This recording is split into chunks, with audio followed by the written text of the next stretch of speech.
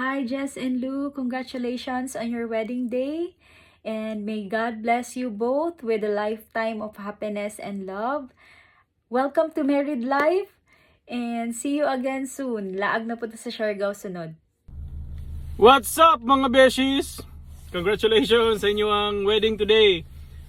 Wish ako sa inyo unta dili mo magbago, dili magbago inyo ang love sa isa't isa og always put God in the center of your relationship, guys. And we miss you. See you soonest. Greetings from Katalunan Pequeño. Congrats again. Bye-bye. Hi, Louie and Jessa. Congratulations on your wedding day.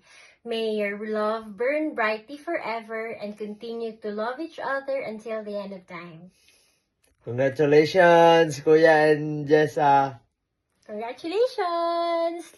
Love you from Yuri. Mas pugi yapon ko ha. Tito Louie and Tita Jessa, congratulations! We love you! Mwah! Hello everyone, greetings full of love to the newlywed Jessa and Louie. I know from the very first start that you are really and truly a match made in heaven couple. The moment na nakabalo mi sa mga circle of friends, especially the big four, na bagong nanay girlfriend si Louie, and we learned that it was Jessa.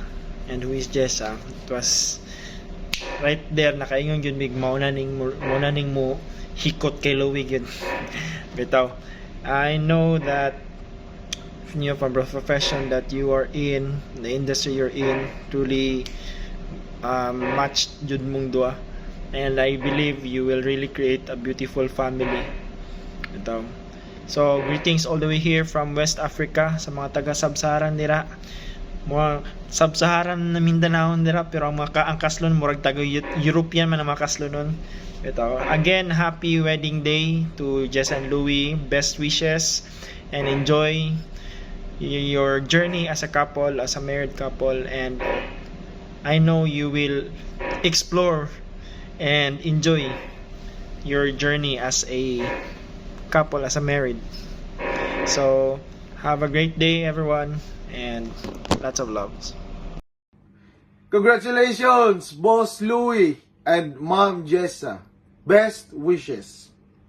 I wish you both a lifetime of love, happiness, and beautiful memories. And I hope your family will prosper in the future. Again, congratulations and enjoy the celebration. Hi lovers, congratulations.